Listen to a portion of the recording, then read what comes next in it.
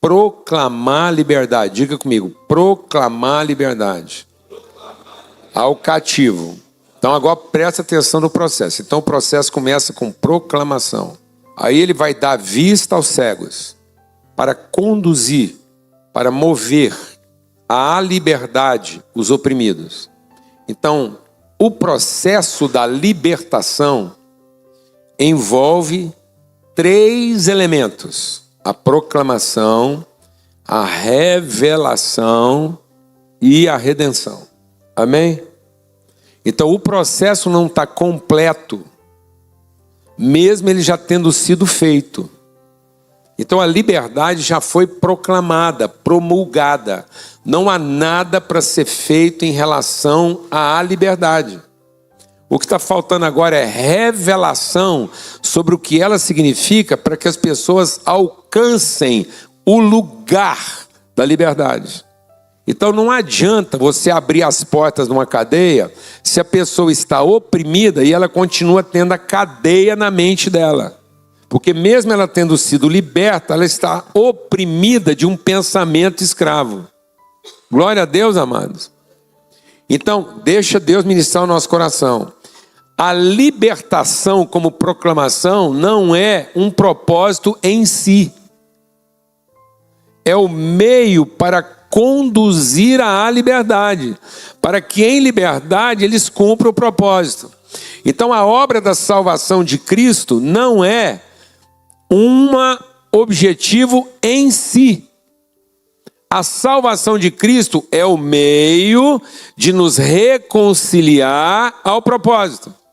Então nós estamos trabalhando salvação como se fosse um fim em si mesmo.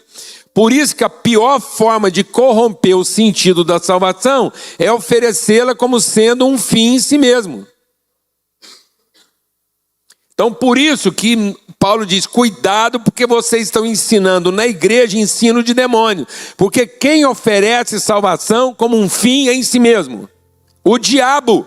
Então toda vez que alguém está vivendo uma dificuldade, o diabo oferece o quê? Salvação como se fosse o fim. E o que salvou Jesus de não aceitar a proposta da salvação? É porque ele tinha convicção clara de propósito. Então não adianta a pessoa ser declarada livre se ela vai continuar escrava da sua maneira de pensar, fora do seu propósito.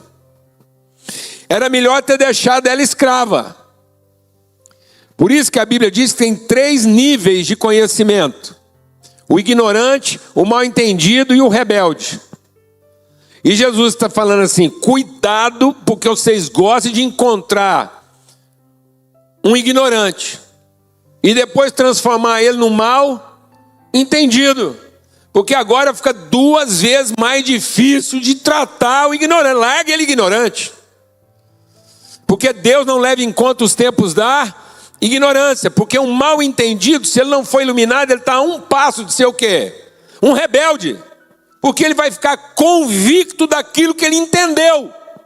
E não vai querer conhecer. Porque agora ele está agarrado no que entendeu. E você tirar uma pessoa de um mal entendido é pior do que tirar um cara da ignorância.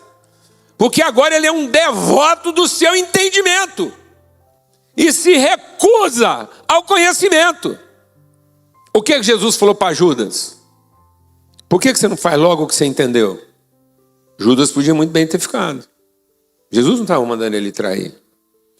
Jesus estava mandando ele fazer o quê? O que ele entendeu. Porque foi a mesma conversa que Deus teve com quem? Com Lúcifer. E quem era Lúcifer? O príncipe do bem feito. E Lúcifer não virou diabo porque fez um mal feito. Lúcifer virou diabo porque achou que era merecedor do reconhecimento do seu bem feito. Então Lúcifer virou diabo porque foi frustrado na sua expectativa de bem feito. Um mal entendido que virou rebelde. Por isso que a condenação eterna não é para pecadores, é para rebeldes. Nós estamos condenando pecadores ao inferno, sendo que eles já foram salvos. Quando você diz que um pecador vai para o inferno, você está dizendo que a obra de Cristo não foi suficiente. Então é anticristo. O que precisava ser feito pela salvação já foi feito. Então o ministério da igreja não é salvação. O ministério da igreja é reconciliação. É reconciliar os que já foram perdoados ao seu propósito. Amém, irmãos? Paulo diz isso aos Coríntios. Nós, como igreja, não tratamos ninguém segundo a carne. Porque o pecado dele já foi perdoado. E Deus nos deu o ministério do quê? Da reconciliação, porque uma vez que a salvação já foi proclamada, o nosso papel agora é iluminar os olhos do entendimento para que eles possam ser reconciliados ao seu propósito. E não estão fazendo uma obra anticristo, como se aquilo que Cristo fez não fosse suficiente. Agora o cara ainda tem que fazer coisa para ser o quê? Salvo. Ele tem que cantar para ser salvo, ele tem que orar para ser salvo, ele tem que dar dízimo para ser salvo, ele tem que frequentar a igreja para ser salvo. E aí ele acaba se tornando o quê? Um rebelde, porque enquanto ele está procurando salvação, ele não está ocupado em conhecer o propósito. E nós transformamos ele no pior idólatra, porque tem um idólatra que por ignorância tem uma idolatria errada. Agora nós temos o pior idólatra dentro da igreja, porque ele é o idólatra da coisa certa. Amém, irmãos? E aí nós estamos cometendo uma heresia doutrinária, fazendo as pessoas pensarem que a obra de Cristo termina na salvação pela graça. E não termina.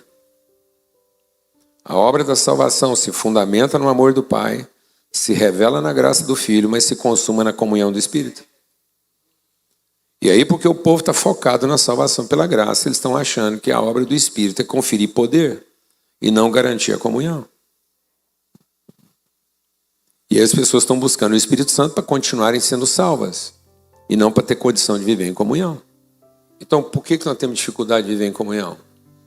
Porque nós estamos usando o Espírito Santo para continuar sendo salvo. Inclusive dos crentes errados. Sendo que o Espírito Santo é para você ter condição de conviver com os crentes errados. E mais ainda, porque os crentes conseguissem conviver com você, que talvez seja o crente mais errado de todos os outros.